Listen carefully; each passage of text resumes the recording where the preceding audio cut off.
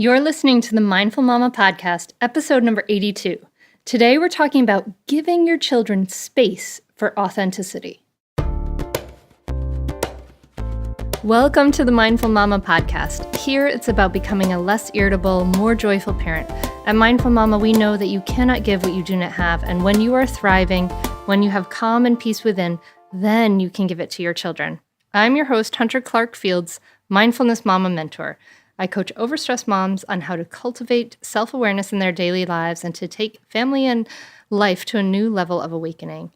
I've been practicing yoga and mindfulness for over 20 years, and I'm the creator of the Mindful Parenting course, and I'm the mom of two girls, ages 10 and 7. Welcome to the podcast, my friends. So great to connect with you again. If you are a new listener, welcome. Sometimes on this podcast, we have interviews, sometimes we have solo episodes, and sometimes I have my dear friend Carla on.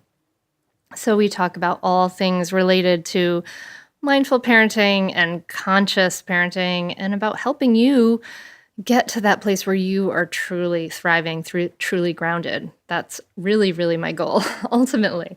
So in this episode, we have an interview with the amazing Anna Seewald, and she's the founder of Authentic Parenting. She's a speaker, an author, a podcaster, and a parent educator. She has a background in psychology and education and has been working with kids for nearly 18 years and helping parents. So she and I just click. You know, when you just can talk to somebody for hours and hours and hours. This is me with Anna. I had to consciously stop our conversation because I was having so much fun. We talk about all kinds of things, trauma and parenting, women's stress. How much do we really need to attune to our kids? You might be surprised at the amount of time. We talk about the idea of overparenting, right? And knowing yourself. And I have a quote highlighted from our conversation. We need to fix the children we once were. If I interfere less, she will bloom better. I love this. Really lots of incredibly great ideas in this episode. So listen all the way through. It's really, really great. If you are listening to this in real time, end of the summer 2017, then there's a few things coming up I want to let you know about.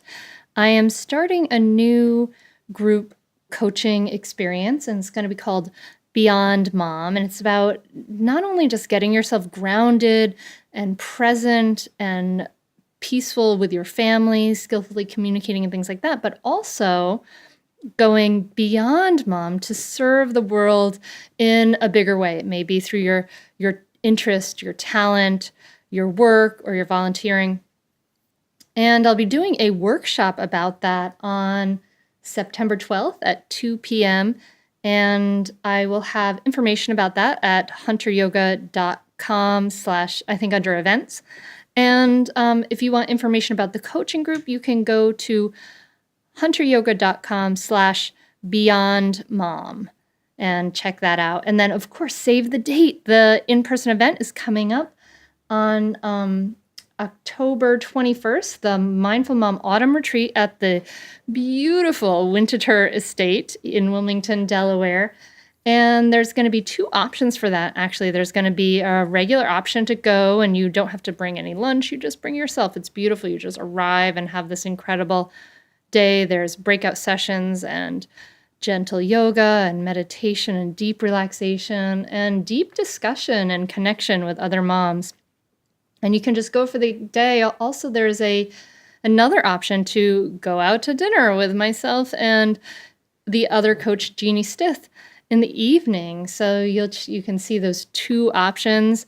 And the early bird tickets for that are going to be ending on September 9th. I think September 9th. So if you're interested in going that, check out the early bird tickets on the 9th, but tickets will be available a little bit after that as well. So check that out.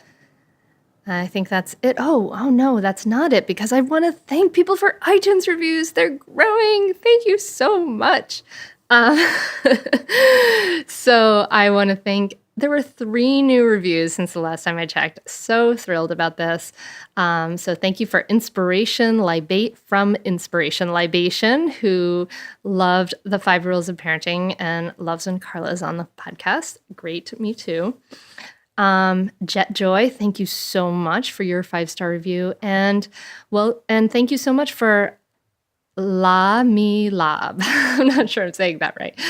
But anyway, thank you for your 5-star review. And she said she's listening to this podcast a lot, and sometimes doing more housework than necessary to have an excuse to keep listening. I love that. That's so, oh my God. I was like so thrilled when I read that. That made me so happy. Thank you so, so much. So if you're not aware of these reviews on iTunes and Stitcher and things, they help other people find the podcast.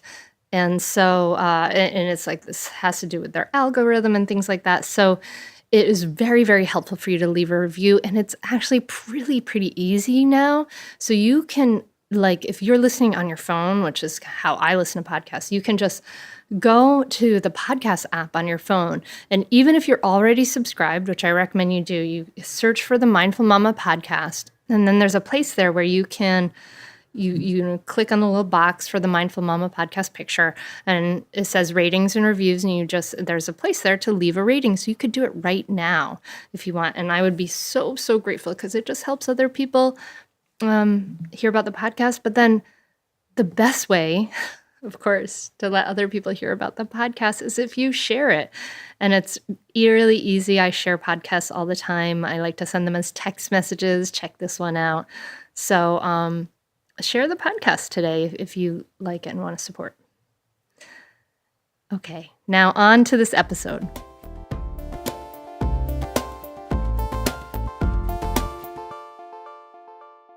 I'm so happy to have Anna Seewald here today. And Anna is the founder of Authentic Parenting, and she's a speaker, author, podcaster, and parent educator. And she has a background in psychology and education of working with kids for nearly 18 years. And now she helps parents. So I'm so glad you could be on the Mindful Mama podcast today, Anna. Thank you for having me, Hunter. I am very excited as well. So we know each other because I was on your podcast, Authentic Moments and Authentic Parenting, and I was excited to talk to you and things like that. And I love what you just told me about sort of before we recorded, you told me a little bit about sort of your personal story, big travels coming up in the future and things like that. So I'm curious about you. So you basically, you're telling me that you're going back to Armenia after like years of living in the United States. And I know that you speak 4 languages and things like that. So now you work with parents. What do you feel like is in your background that sort of led you to this work? Or I'm just a little bit curious about your story now. Okay. So, wow. Let me share this then.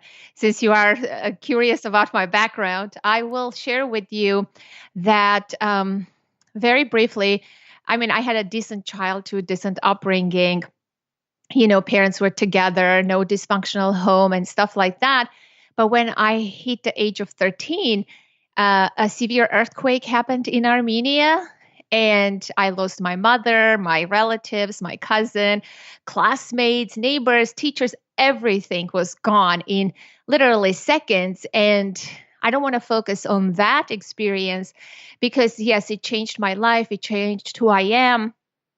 There was hardship and horror and a lot of, it's a huge tragedy. But I have also learned a lot of things out of that experience, right? It was life transforming, to say the least, because here I am, a teenager, a 13-year-old, you're stepping into puberty and going through this life-changing event when everything literally collapses and you're like, what's happening? Who am I? You realize, you go through loss, you go through grief because everybody was suffering. It was a nationwide experience. you are sort of alone, yet there are people who are going through the same suffering. So it's a very colossal experience. Now that I look back, I don't even realize that that was my life. That was part of me. A lot of good things came out of that. I learned to be resilient. I learned to be with myself. I learned to look inwards and be with my deep emotions, face loss, grief, go through all the stages. I learned the value of people, how important close connections and relationships are, family. I learned the significance of attachment. I learned all about trauma. And Well, hold on a second. Yes. No, I'm curious. That's amazing. But what do you mean by like the significance of attachment when it has to do Yes. with the earthquake and Yes, I'm getting there. So the significance of attachment was that, as I said, I had a good childhood. I had a mom who was loving, caring, nurturing, right? Until the age of 13, I had a good bond. I had a good attachment. I had good foundation. And that really helped me not to become disoriented, dissociated, broken, even though it was heartbreaking, the experience. But because I had that foundation of a secure, good attachment, I come from a extended family, grandparents, everybody was involved, in a traditional, nice, tight-knit, extended family. So that was huge.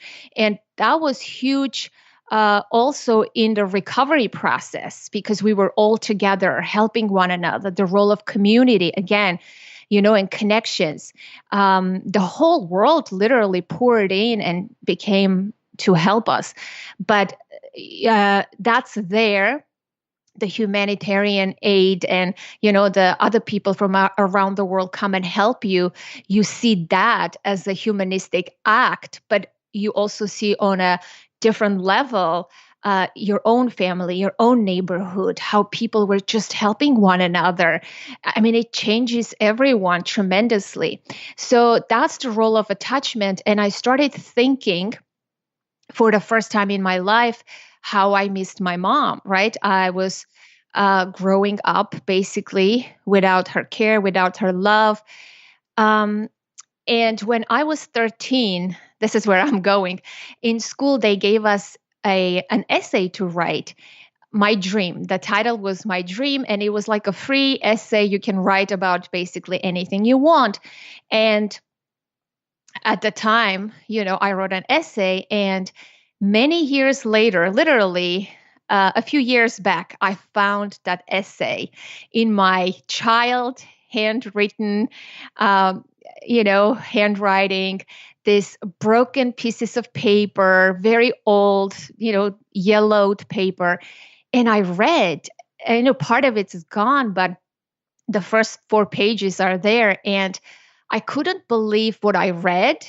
And it says, my dream is to become a psychologist, to work with orphans. I want to serve children. I want to help the world. I mean, I had all these grandiose ideas. I want to help and serve. Basically, I talk about justice. I talk about maternal love, the importance of attachment.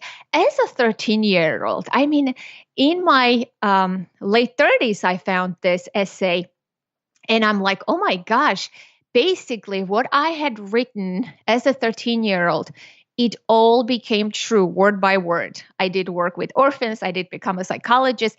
Everything what was written there realized for me.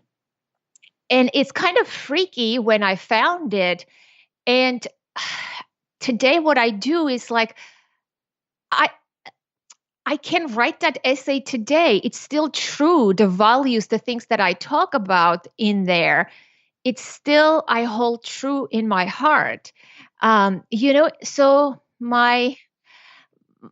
what I want to say is we are who we are. Our essence doesn't change, even from a very young age. And I always tell parents, treat your children seriously, because they are who they are right from the very beginning. And that just doesn't change. Um, so that in short, that's how I became a psychologist. I worked with orphans, beggars, street children, juvenile delinquents, and but once I became a parent, I realized that it's not the children. We need to help parents. It's parents who need help and support and knowledge. And as a psychologist, I knew there's so much research out there. I knew as a psychologist, but ordinary people, they don't have access to that knowledge and information. And so I created, programs and seminars and workshops for parents. And today I have a full practice. Wow. Wow. It's an amazing story, Anna. I mean, I'm so sorry for your loss and the suffering that you went through. I mean, but it's amazing how that has shaped you and how it made you grow up so quickly and put aside the small stuff and see these like these deeper things, and this what's really important in life at a really young age. That's an amazing experience. I think so. I think, yes, you're so right. Insignificant things don't bother me today. And my 9-year-old daughter would tell you, my mommy is always happy. She always asks me, Mommy, why are you always so happy? And I'm like, I'm not always happy. Why is she asking this question? And I realized in her little mind, in her young mind, she doesn't know the difference between resilient, happy, having a positive outlook. She thinks that's happy. Even though I don't chase happiness, I'm not happy. I have all sorts of other emotions, but in her eyes, I am very resilient. Like I don't cry over little things. I can bounce back. Everything is a little challenge for me. So I have a different outlook on life. And I think that stems from my experience.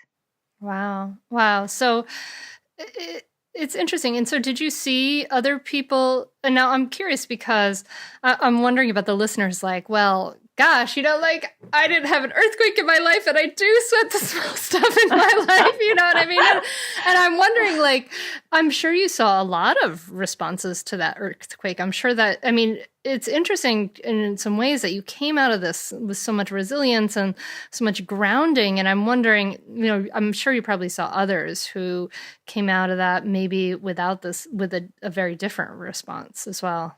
Yes, yes, you are so right. I mean, I can speak about my immediate family. I can speak about my father. He is turning 70 in September and he has not fully moved on. He is still stuck. He has PTSD, even though he's, leading a full life. He never remarried. He never was able to do certain things because he has certain beliefs and he's stuck in his own ways. I mean, as a person with a psychology background, I can analyze and understand, but it's hard. You can't just tell someone, go, move on, help, it's such an internal process. So that's him. And my grandfather, he just got a heart attack a few years after the earthquake. He couldn't live. Basically, he excavated his dead grandchildren and Oh my gosh. his daughter-in-laws, and he saw a lot, so he couldn't bear. And he was very young, not even 60. He got a heart attack and he passed away right after the earthquake. And every family, every person really grieved differently. And a lot of people were stuck. I don't know, maybe I was young. Um, I was more adaptable. I don't have an answer for that. My brother is in the same boat as me. He was 2 years younger than me. And he is also similar. He has a similar life, a fully functioning person. But I can remember of kids who committed suicide, right after. So I don't know what goes into that. That's a really good question. it's your temperament, your upbringing, maybe your attachment history, the support you had. I don't know. Some people did come out of it as, resilient, and they built different lives, but some people were stuck in the past, and it affected them, everyone differently. Yeah. Yeah. I mean, I guess that probably is kind of an unanswerable question, like why do some people have hardship, and it really, you see all it brings us other, why do we have these very different reactions? It is really interesting. And I guess that's probably probably a deeper question than we could probably answer in this hour. Yes. Yes. That's a good question, and I always contemplate about that. I think your nervous system has to do with it. Even I think back to your mom's pregnancy has to do with it. Did my mom have a good pregnancy? Because my brain circuitry was built, from a very, very early on. So I think a lot, I do research and I read a lot about this subject. I am really curious about it myself. Have you read research into the state of a pregnancy, the situations of a pregnancy affecting the sort of our mental health as we grow up? Absolutely. Yes, there is a good book, an older book. I can't remember of the title, but I will send you the name and the link. It's really research based, and there's a lot of connections, how it affects basically our nervous system, our brain, everything develops, and a pregnant woman, your stress level affects your fetus. And there is even a study, I believe, correlated to the levels of hormones a pregnant woman has. It's correlated to the later in life, like a child becomes transgender or gay or lesbian, that there is a correlation to that too. I mean, it's just one study, I believe, but it's a fascinating book. It's amazing. It's amazing the complexities of humanity that we don't even realize. So sometimes when parents, and at least I know for me, when my girls were younger, when we hear about the studies about fetal stress levels, or that, how attachment is so important in the first early years, and how these, you feel like, oh my gosh, like if I've yelled at my children, if I've lost my temper, if I haven't done these things sort of to this perfectly or to this good level, have I messed up my kids, right? Have I, when we hear, oh my goodness, maybe I did this when my child was in the fetus, or when they were 2, and all these things. So what do you say to parents who are worried about having messed up their kids, and that maybe they have children who are a little bit older now? And what do you say to parents like that? Oh boy. This is what I would say. I mean, I work with parents from all walks of life. I teach court-ordered parenting classes, and I work with drug addicts, prostitutes, child molesters, criminals, people who come and go in and out of prison. So I work with that clientele as well. So I have access to a different perspective and insight into their world. No parent. I've never met a single parent who does not love their children. And I have never met a single parent who says, you know what?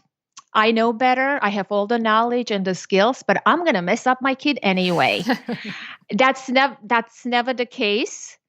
People who, quote unquote, mess up their kids, they have a trauma history, because I work with them.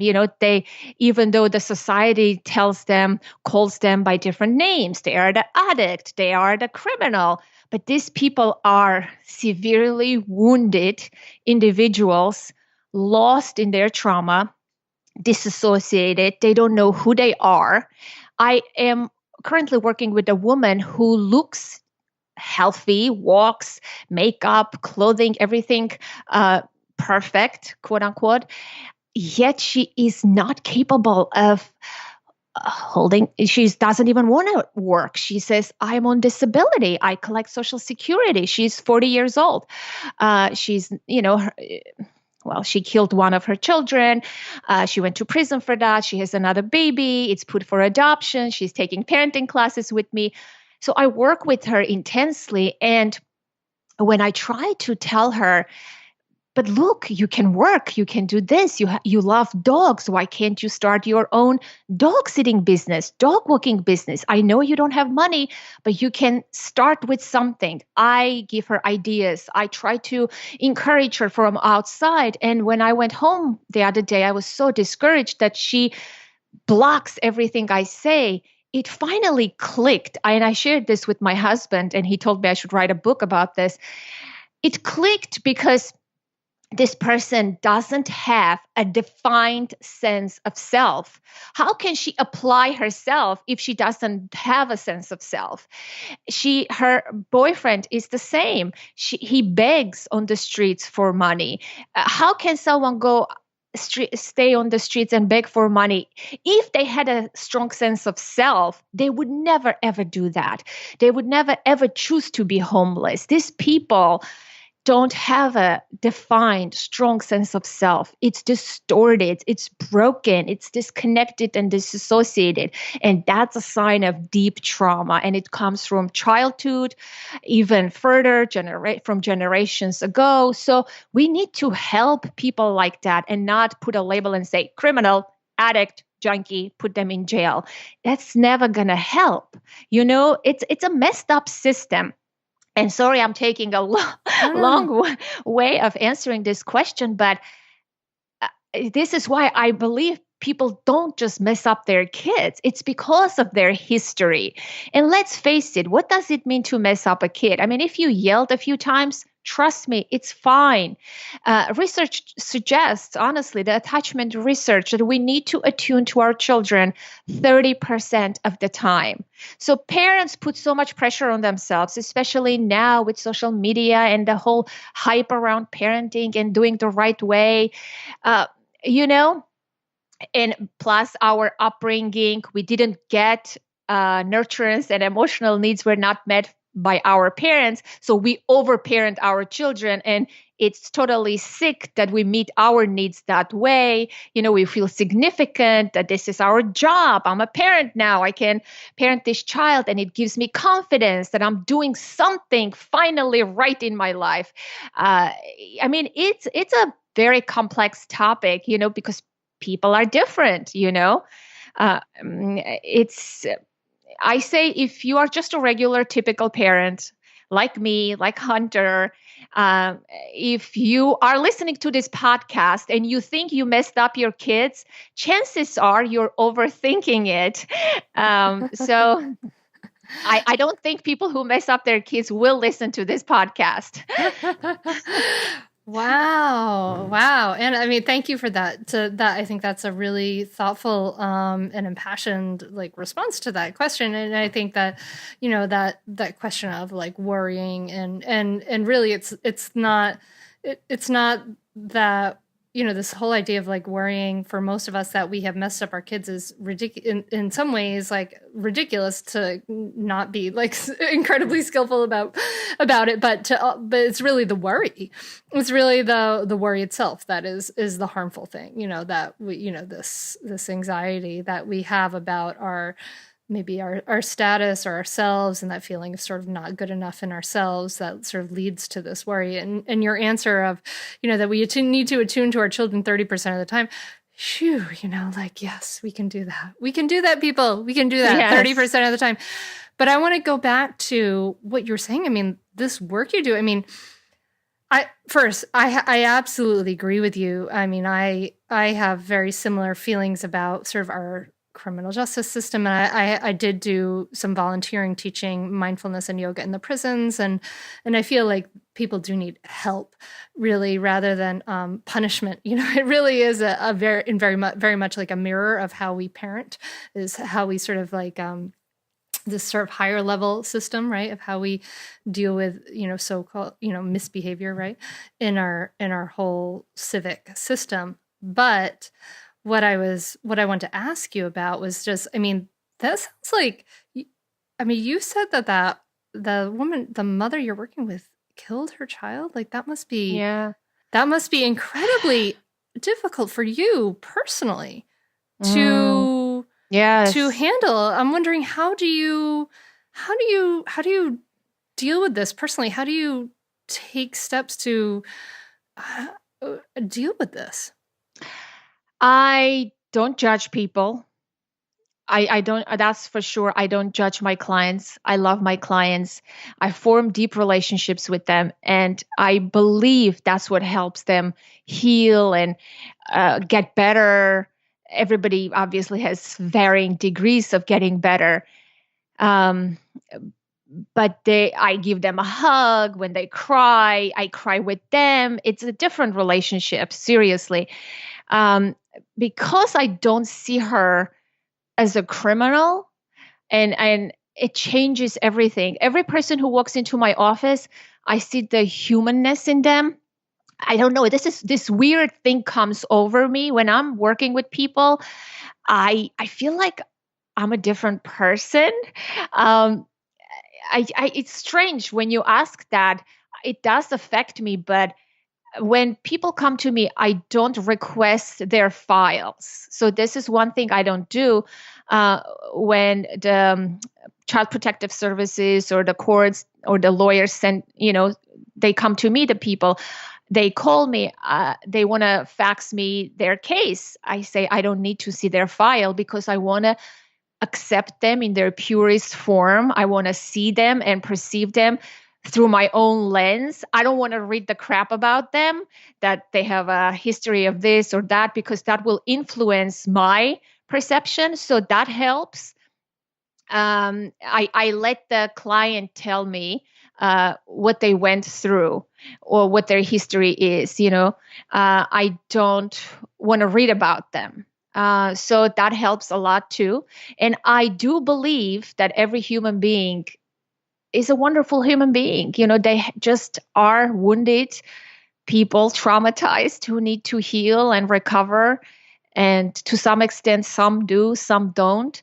But I do impact their life. Even if they don't learn the full course or whatever, they still take away something. They feel connected with me. They continue their relationship. They feel safe. They share things with me. It's this wonderful relationship, and I love them. I truly do. I think the believing in them part makes a big difference. That's why they want to change, because somebody takes them seriously, somebody listens to them, somebody believes in them. I don't judge them. Somebody doesn't label them this or that. I had a person who just came out of jail, who was a junkie all his life. His mother came and he says, "Oh, he's a junkie." I was treating him with respect and dignity, and we were working. He couldn't take that. It was suffocating for him. He said to me, "You don't understand. I'm a junkie. I'm a junkie." He stood up one day and he was yelling at me because sometimes it's too much, the quote unquote nice, decent treatment. It's a very interesting work. Yes, definitely. Wow. It's interesting because what you're talking about, like with these clients who are, obviously like seriously suffering and have wounds and trauma and things like that, where you're saying this idea about your acceptance of each of these clients and this idea of safety and connection and non-judgment and non-labeling, like, this is what I teach in mindful parenting, right? For parents to bring these attitudes to our children, right? Like acceptance, non-judgment, non-labeling, so that we can just see people fully or see our children fully as they are in that moment. It's really interesting, the parallels to that. And I wonder, like, so my mom was a hospice nurse, or I guess she still is working as a hospice nurse a little bit, but she had, like, I think she would get Mom, you can correct me if I'm wrong. You probably if you're listening, but she would get I think compassion fatigue in like her job, and she would get home to us, and like if we were sick, like man, if we weren't dying because she was a hospice nurse, like there was nothing wrong with us, and my dad was a lot more sympathetic and compassionate to us in a lot of in various circumstances, especially when we were sick. So I'm wondering, like you have all this, you are able to generate all this acceptance, this non-judgment, this connection and safety and non-labeling and things like that. So does that does that help you then when you come home and you're parenting your kids, or do you sometimes get some fatigue? Oh boy. The honest response is I do get that fatigue, and no, my daughter doesn't get the same full acceptance and the non-judgment at home. And boy, does my husband get the short end of the stick. He will, yes. Not always. And I try to, in the earlier stages of my work with children, with juvenile delinquents in the correctional facility, I would take it home and I would be miserable for days. Now, I don't, professionally you develop, I don't bring much home, it's different, two different worlds, but I wish I had the same compassion, the same acceptance, the same everything for my family members. I am a human being. I don't act with my family as a therapist or as an educator. I'm just a mom or a wife, sometimes a nagging wife. So, yeah, no, and sometimes my daughter will call out she says, I can't believe, Mommy, you're teaching the authentic parenting classes. That was not authentic at all. Or my husband would say, sometimes you should listen to your own advice, Anna. Yeah. I'm laughing because I can so relate. Yes, that happens. Yes. That happens here too, believe me. Yes. That happens. So, but I also find I completely agree that it's really you can teach maybe what's like optimal and what's ideal and things like that and what we maybe want to strive for, but in the end we're human, and there has to be some level of that acceptance has to be generated for ourselves first, acceptance of ourselves before we can accept others, because we're going to be human and make mistakes and not be perfect and so many times anyway too. By working with parents, what I have learned is I became very accepting and tolerant as a human being in general. As I work with many, many, many families and parents, I become more accepting and non-judging of other parents, like in Facebook groups, in other places, because it's not who they are, right? You don't know their true stories. So in the beginning, when I first became pregnant, I joined an online forum before Facebook, right? 9 years ago, there were like online forums. It was a birth club. I don't know if you participated in one of those. So my daughter was supposed to be born in April. So our group was every mom in that group. There were thousands of women, I believe, whose children to be born in April of 2008. And we were all chatting and mingling online, sharing ideas and getting tips, new moms and old moms. And I was very judgmental in that group myself. I remember when I first joined, I would say, who would do that? Like, I wouldn't write that, but I would think judgmental thoughts. But now I am very different. Do you think it's your work with children and so many moms and parents that are suffering that helps you that, or just being a mom yourself? I guess it's hard to tell. I think both. Yeah, I think both. I mean, being a mom too, once you are a parent, you know what other parents are going through. So, if you don't have children and some child is crying in the airplane, you're like, shut that sound already. You don't have patience or tolerance for that. But once you're a parent, you're like, oh, poor mom or poor kid, they're having a hard time because you've been there once. So I think, yeah, personal experience plays a role too. It's interesting. I totally was like that too. Like, I remember being like, oh, I would never let my children do things like that. Like, I remember having these ideas. And then, then finally, of course, being a parent and being like, oh, it's not so easy as all that. I wonder if that judgmentalness, right? Like the way we're harsh on others and we're also very harsh on ourselves. Like, I wonder if this is, I don't know. I wonder if you have any insight into this, Anna. Like, is this something innate or is this a societal thing? Like, are we harder on, that judgment of others and judgment of ourselves that is so harmful and makes us suffer so much? Like, is this something that's just sort of innately human, or is this, I don't know. I mean, maybe because you've been in other cultures, is this something uniquely American? No, other culture. Let me tell you, other cultures are worse. No, this is not a uniquely, this is a human thing. Judging others, judging people is a human thing. And I can go back into evolution history. I just finished listening to this audiobook. It's called Sapiens. Oh, Sapiens is amazing. I love Sapiens. It's a must read, everybody.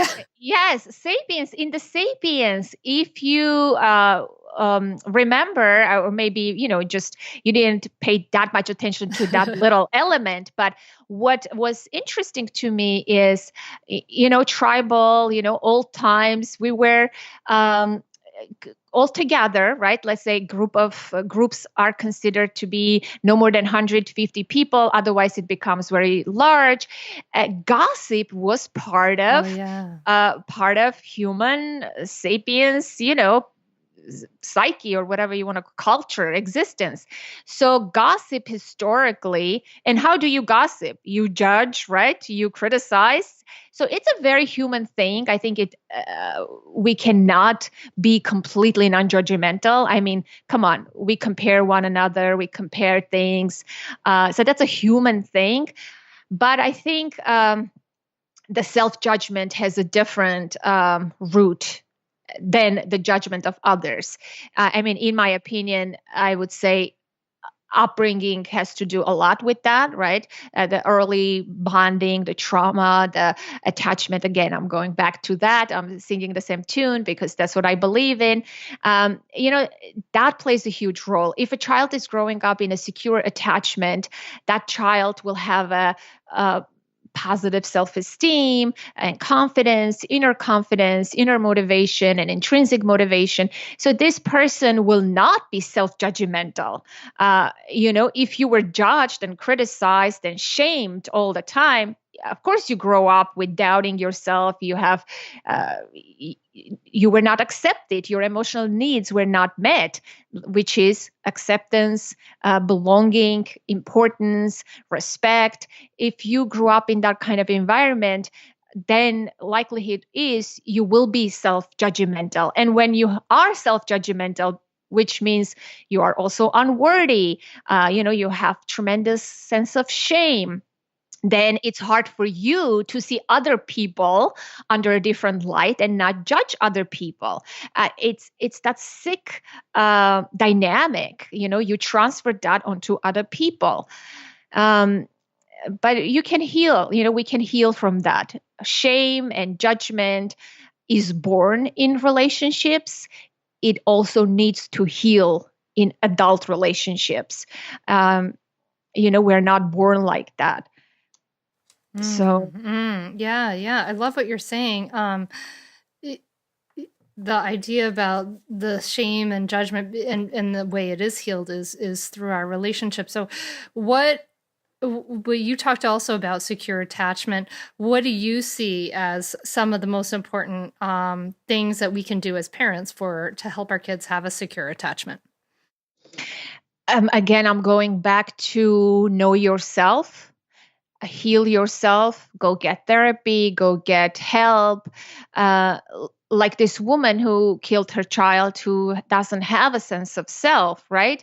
How can she be a mother to a child and provide a secure base, a secure emotional attachment? That's not possible. First, you need to be attached to yourself, right? You need to know who you are, your authentic self. That's what I talk about. Um, that's the first layer. In order to be able to build a healthy relationship with your child and provide that safety, that emotional safety, because your child is growing up, your child is innocent, your child already has essence, has the authentic self is there, and it's developing and unfolding right in front of your eyes. And when you don't have your own authentic self, it's hard to see it in your child. So the conflict rises. You want to mold them, you want to shape them, you want to change them, you want to control them and manipulate them. To your image, to your liking.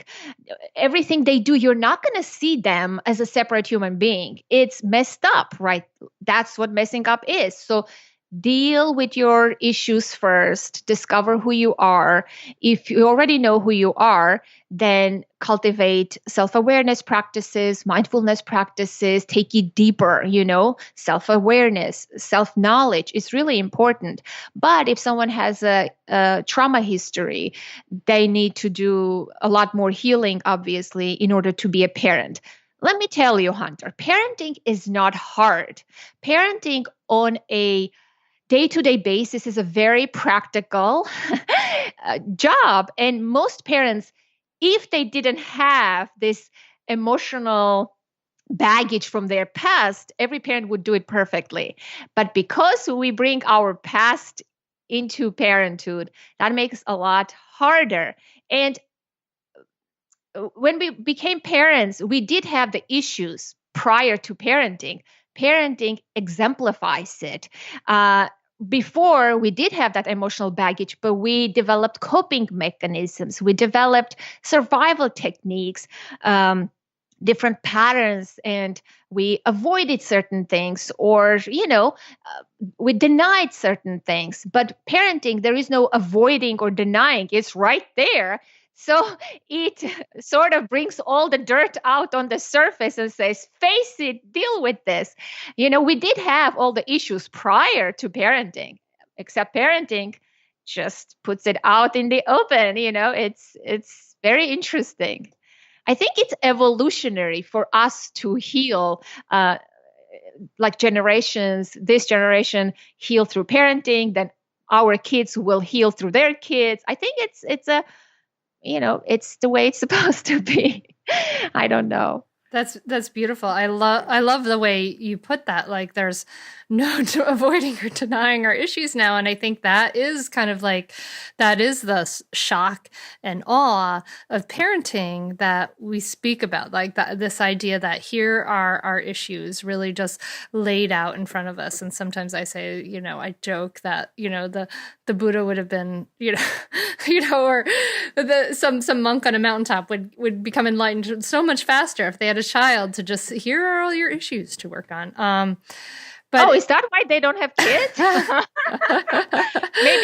maybe they're so enlightened that they know that this is going to bring up all the issues up to the surface.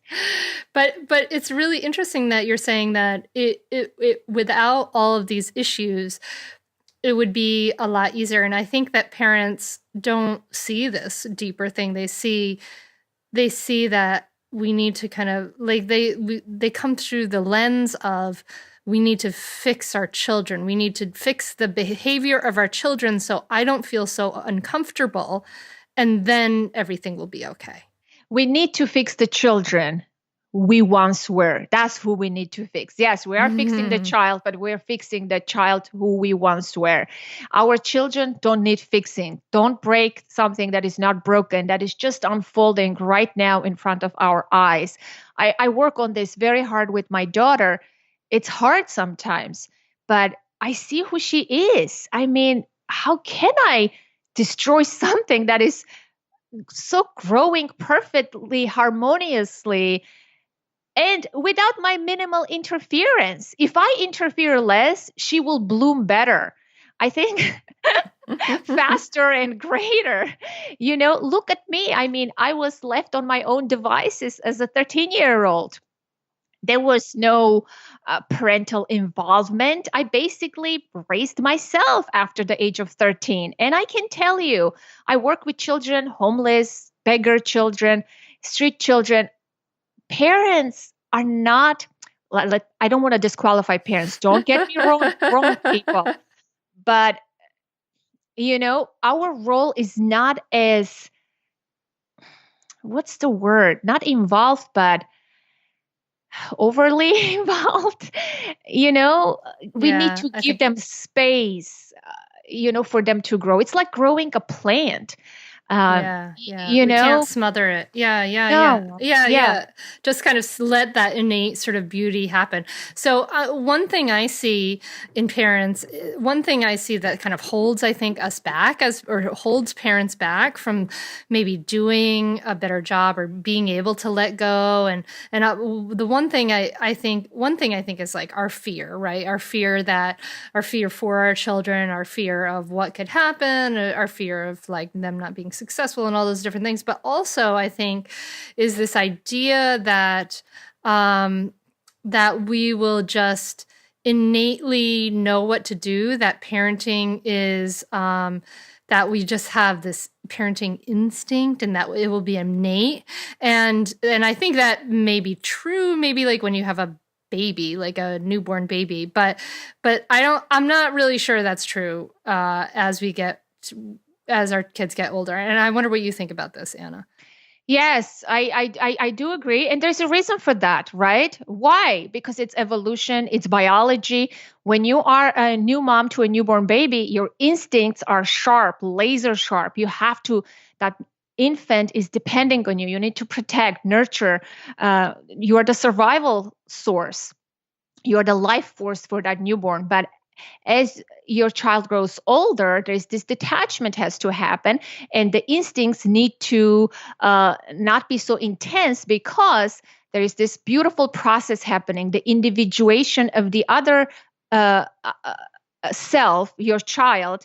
And if you smother them, if your instincts were so high and intense and laser focused as in infancy, the individuation simply will not happen. Your child with age, it's a beautiful process. They grow, they are becoming their own person, and our role is minimal, and it's okay. We need to embrace that.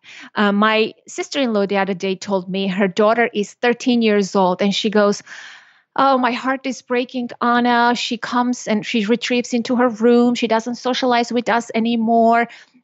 And blah, blah, blah. I said, she's becoming her own person. That's adolescence.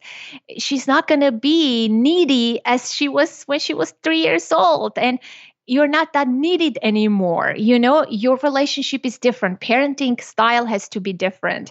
What you used to coerce them to do something when they were 4 is not going to work the same method when they are 12 or 11.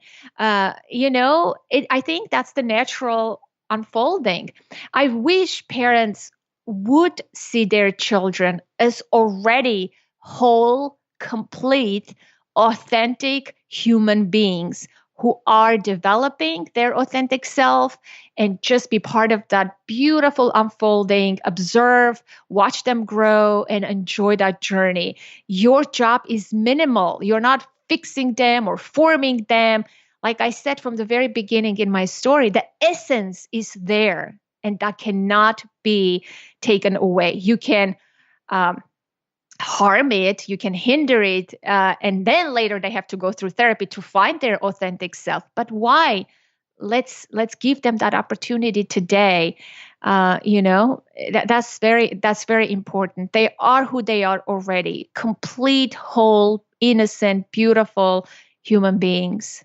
I love what you're saying, Anna, and I think you said that really, really beautifully. And I think the message that I'm getting, and that I hope the listener is getting, is that we can chill out a little bit more, people. And it's like a message of relax, like calm down, slow down. Like, let it be. And just, I love that. So thank you so very much. So Anna, I could probably talk to you about this I can picture us like sitting around with a glass of wine and kind of talking about this for hours and hours and hours. And we should probably do that sometime. But where can people find out about the work that you do, and where can they and Anna has the podcast, Authentic Moments. You should listen to that with Anna Seewald, and that you can find on iTunes and things like that. But where can people find you, Anna? Well, the easiest way is authenticparenting.com. That's my home on the internet, and everything else is there as well. And once we were speaking, I glanced into my bookshelf, which is next to me, and I found the book that I made a reference to. It's called The Secret Life of the Unborn Child, written by Thomas Verney, MD, with John Kelly. How you can prepare your unborn baby for a happy, healthy life. Oh, okay, cool. And we will put notes.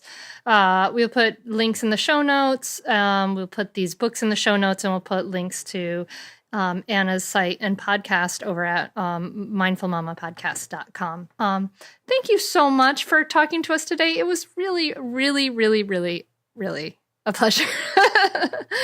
Thank you so much for having me. You're one of my favorite people. And I know some of my podcast listeners are also your listeners. So we share a group of women who I know for sure they listen to my podcast and to yours. And I want to say thank you guys for listening and supporting our work. I love Hunter, and yeah, so you're going to be on my show soon. So yeah. Yes. Thank you. Spoiler alert. Thank you so much. Thank you so much for listening to the Mindful Mama podcast. Didn't you love Anna? I love her. I'm going to have to get her back on the podcast another time and talk some more. She's pretty amazing. So I hope you loved these ideas about, for me, a big takeaway is that idea of overparenting, right? That we're just kind of swinging this pendulum back. So that's kind of a relief, right? We don't have to do so much. If you have any questions, you can check the show notes for the podcast at mindfulmamapodcast.com, or you can email me with questions at hunter@hunterclarkefields.com, Clark with an E, Fields with an S.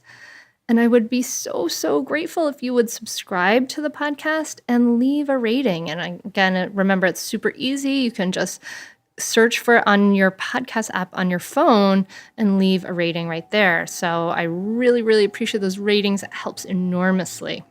Be sure to mark your calendar and start to get your tickets for the October 21st Mindful Mama day-long retreat at the Winterthur Country Estate in Wilmington, Delaware. And there are regular tickets and there are VIP tickets where we get to go out to a lovely, beautiful dinner at night with me. And that's, of course, very limited in number.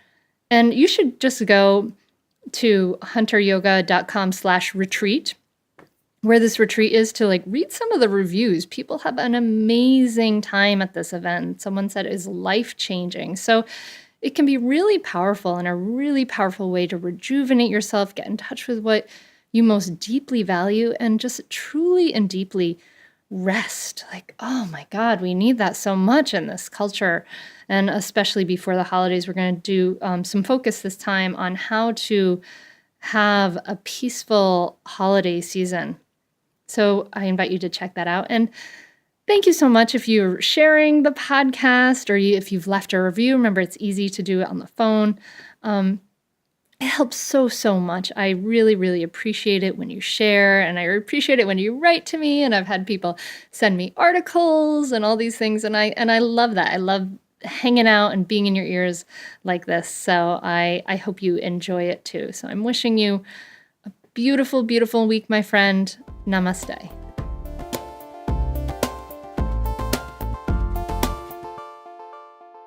Are you a mom who wants to feel less stressed and enjoy motherhood more? Do you want to be calmer with your kids and be more present for all of your life? I'm a mom who has gone from really being stressed and yelling when my kids were young to having a more grounded, more at ease relationship with life and having more enjoyable cooperative relationships with my kids. And I've shown hundreds and thousands of women around the world how to do this. And I want to show you how to do it too. So if you are currently feeling stuck or stagnant, this is definitely for you. I've created a free downloadable Audible training, Mindfulness for Moms, the superpower you need. And it will show you how to respond rather than react, how to let go of stress and feel more grounded in seconds, how to have a smoother day today and become more present for your kids for a lifetime.